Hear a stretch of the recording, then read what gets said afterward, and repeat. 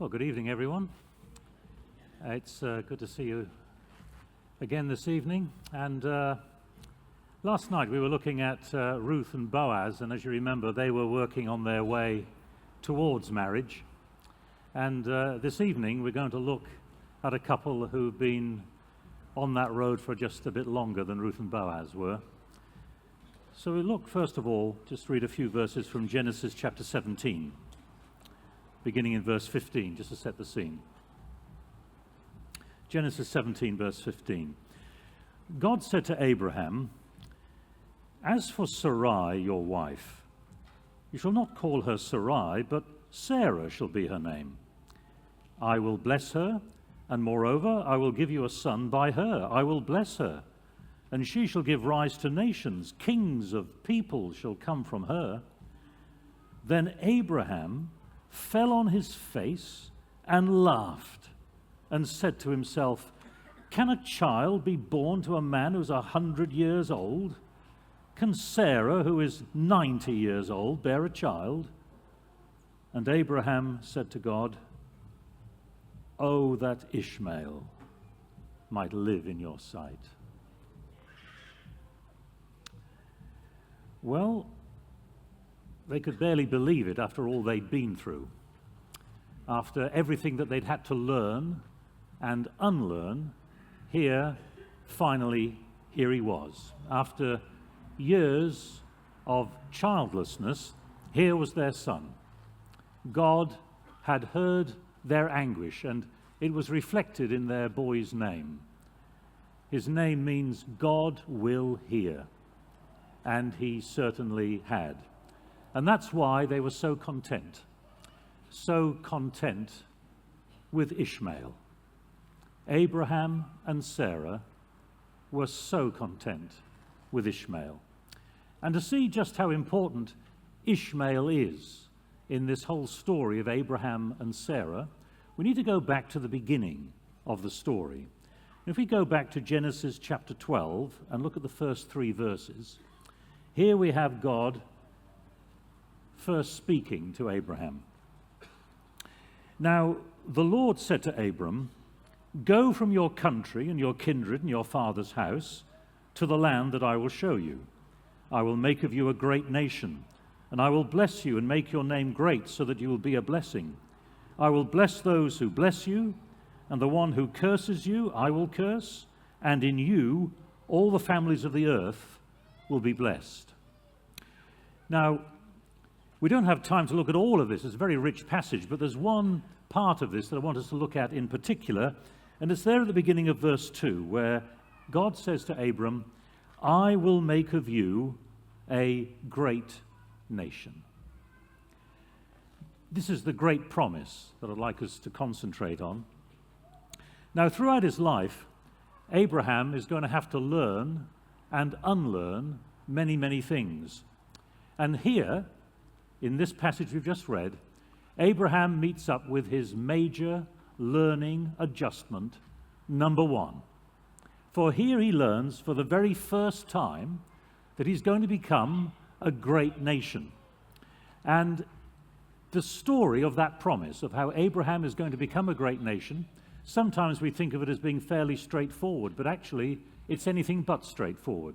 Only if we look at it from hindsight is it anything like straightforward. Abraham has many things to learn and many, many things to unlearn as we move through. So when Abraham first hears God tell him this, when he first learns that he's going to become a great nation, Abraham knows something, his wife Sarai knows something, and we know something. We all know that Sarai, Abram's wife, is barren. We read it there in chapter 11 and verse 30. "Now Sarai was barren, she had no child." So what Abraham knows at this stage then is simply this. On the one hand, he knows that his wife is barren. Sadly, painfully, she cannot have children.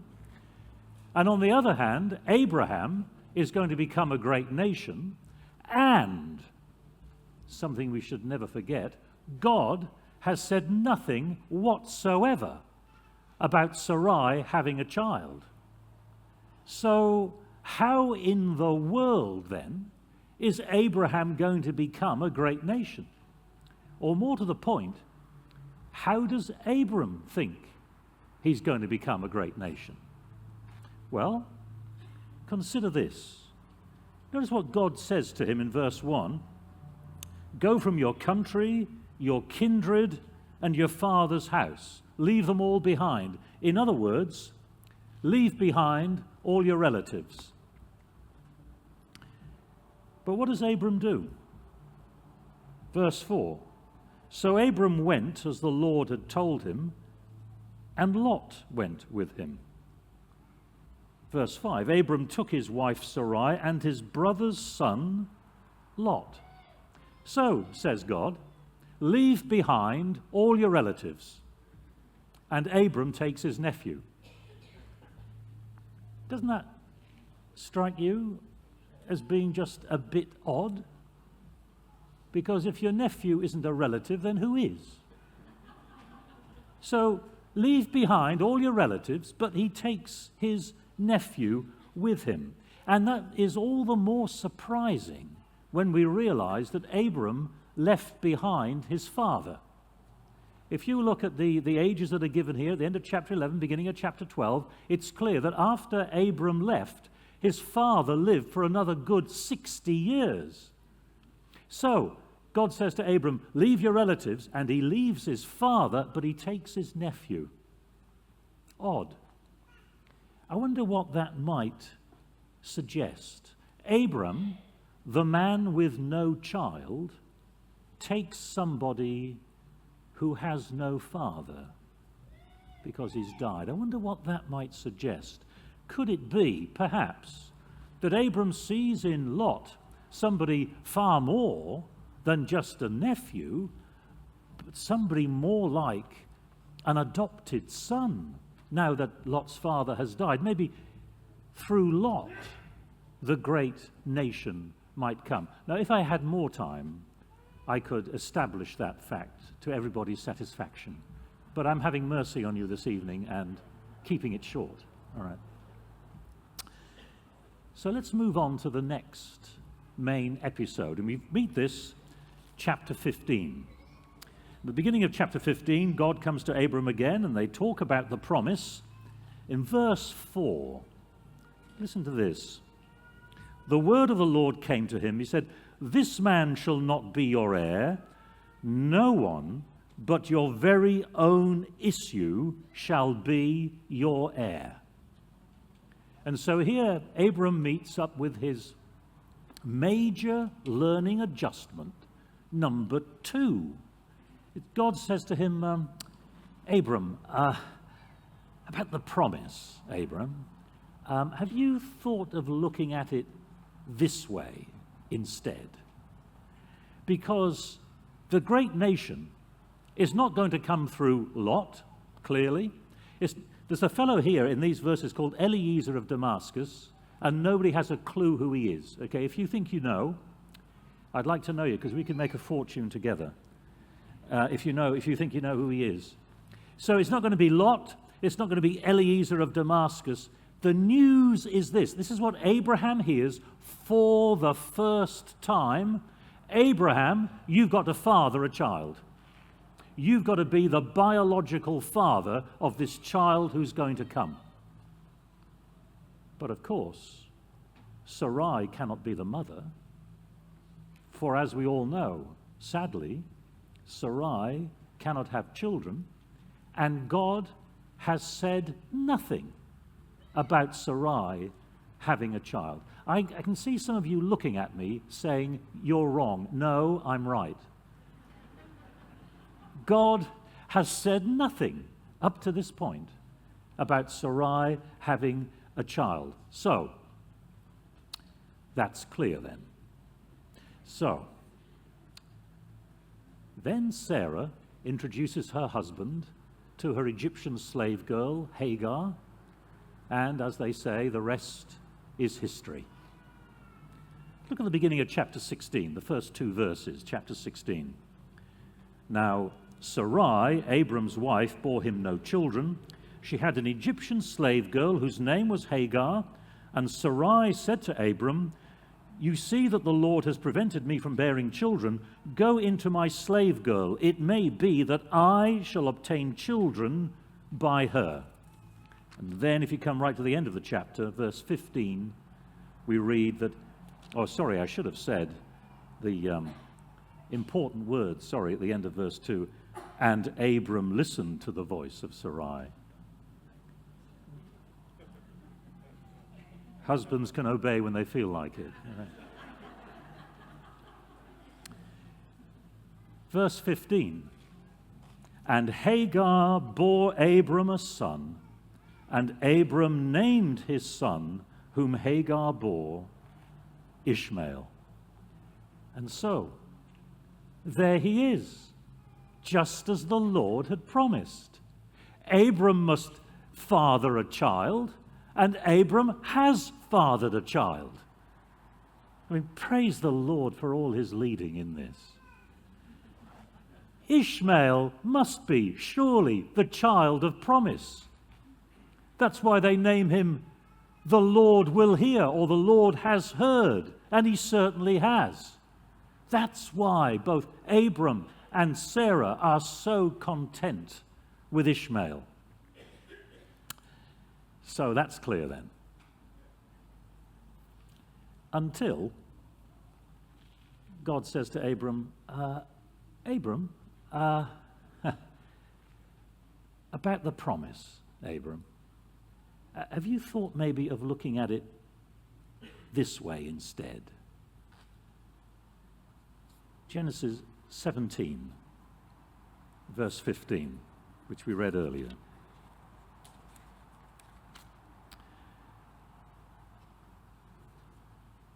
God said to Abram, "As for Sarai, your wife, you shall not call her Sarai, but Sarah shall be her name. I will bless her, and moreover, I'll give you a son by her. I will bless her, and she shall give rise to nations. Kings of peoples shall come from her." And Abraham answers, Sarah? Sarah? You never said anything about Sarah. It's so preposterous, it's so outlandish, it's so impossible. He's never heard it before in his life. He falls flat on his face and laughs out loud. And he's 100. It takes a lot to do that. And then, the telling statement, verse 18. And Abram said to God, "Oh, that Ishmael might live in your sight." Abram's content with Ishmael. He's been willing to learn this and unlearn that, but he's not willing to unlearn this. This is Abram's Ishmael moment. So then, Abram's major learning adjustment, number 3. The great nation is not going to come through Lot, his adopted son. It's not going to come through Ishmael, his biological son. The son of promise is going to come from the union of Abraham and Sarah. They will be the parents, both of them, of this child of promise. So that's clear then. Sarah is crucial for the fulfillment of this promise, and Abram learns that Sarah is crucial for the fulfillment of this promise for the first time here. So why in the world then do we now read this? If you turn to chapter 20, beginning of Genesis 20, we read, "From there Abraham journeyed towards the region of the Negev and settled between Kadesh and Shur. And while residing in Gerar as an alien, Abraham said of his wife, Sarah, she's my sister. And King Abimelech of Gerar sent and took Sarah. Now, if you know the story of Abraham, you know he's got a track record on this. In fact, later in the chapter, he says, this is what I ask her to do everywhere we go. Everywhere. Imagine poor old Sarah. Every time Abraham pulls up his tent peg, she says, here we go again.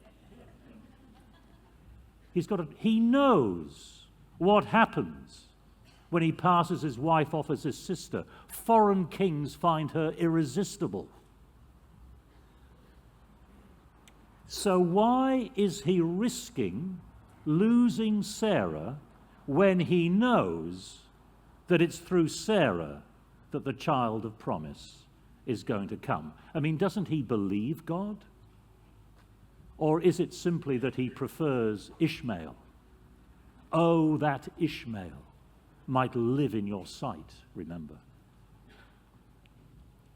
Well, cutting a long story short, God once again has to send in the cavalry to save Sarah. And then we read this. Chapter 21, beginning of chapter 21. And oh, glory be, listen to this. The Lord dealt with Sarah as he'd said, and the Lord did for Sarah as he'd promised. Sarah conceived and bore Abram a son in his old age at the time of which God had spoken to him. So here, at last, we have the fulfillment of the promise. Everything matches. All the loose ends come together here. Abraham the father? Check.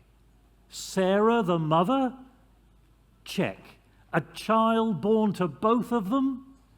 Check. This must be, this time, the child of promise. This is the climax of the story. Here he is at last. And now the story can just settle down, come to a resting place. So, that's clear then. Until Abraham's major learning adjustment. Number 4, chapter 22. After these things, God tested Abraham. He said to him, Abraham, and he said, here I am. He said, take your son, your only son, Isaac, whom you love, and go to the land of Moriah and offer him there as a burnt offering on one of the mountains that I will show you. After these things, God tested Abraham. After what things in particular? Well, after trusting in Lot as his heir, after trusting in Ishmael as his heir, after repeatedly passing off Sarah as his sister, and a whole lot more, after these things, God tested Abraham. That's why he needs to test Abraham. And the result? Verse 12. He said, do not lay your hand on the boy, or do anything to him, for now I know that you fear God, since you've not withheld your son, your only son, from me. Now I know that you fear God. In other words, before this, there was some place for doubt. It's true that Abraham has had to learn and unlearn many things, but apparently in this story, even God himself learned something. Now I know that you fear God. So let's visit Abraham, shall we? After he's returned here from this episode on Mount Moriah. We approach his tent during the heat of the day. He comes out and greets us, shows us hospitality, makes us food and drink, and we sit around the table having a chat with Abraham, when one of us says to him, so, Abraham, have you learnt anything lately? And Abraham says, learnt anything? Well, where do I begin? Well, I might as well begin with Sarah, I suppose. I mean, I thought that was clear. No hope of her having a child. She had no part at all in the promise. And then I discover she's just as important as I am. Imagine that. The person I thought was least important is actually the most important. And another thing, I learned that God doesn't tell you everything at once. He feeds you. He fed me some part of the promise, one piece at a time, until the whole picture then became clear. Now, I freely admit that God has had to be patient with me, but I've also learned that I need to be patient with God too. And another thing, I've learned that I was better at preservation than I was at innovation. As this promise was being fulfilled, I thought that every step I went through was the final step.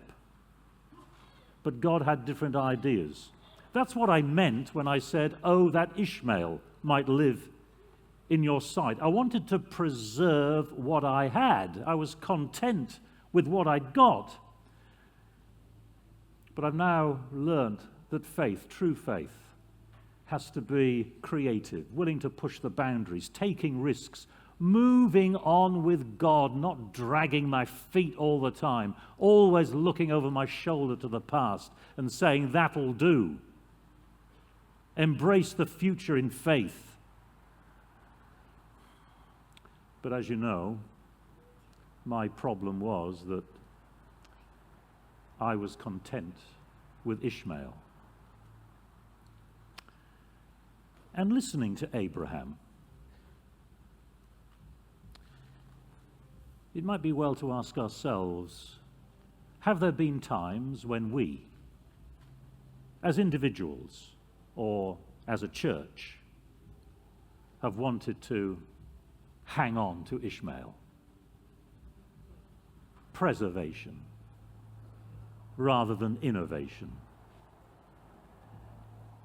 I think one of the dangers of being an Adventist Christian these days is that we might think that our main role is to be preservers of the past rather than innovators for the present and for the future.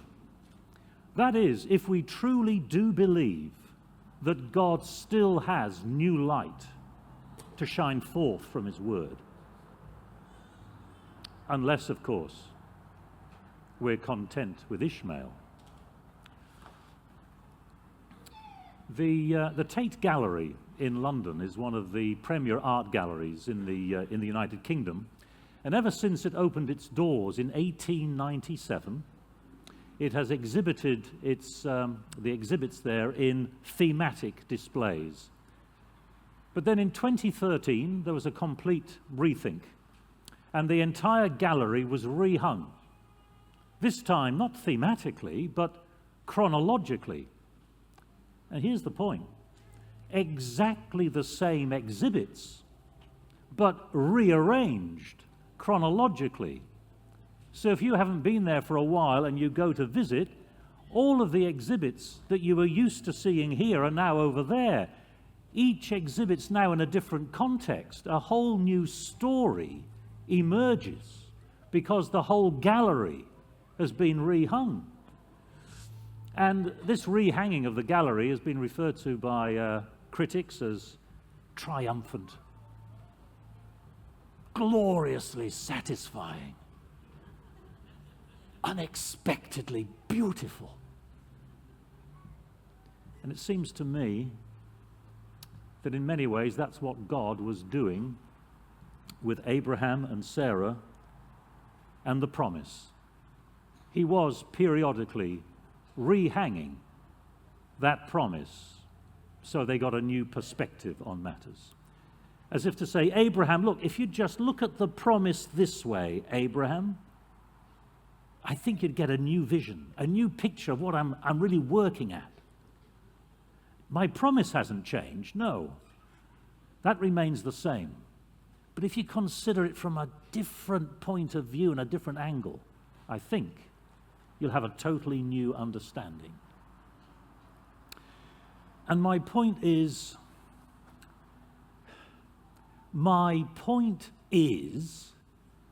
that it might be time to rehang Adventism.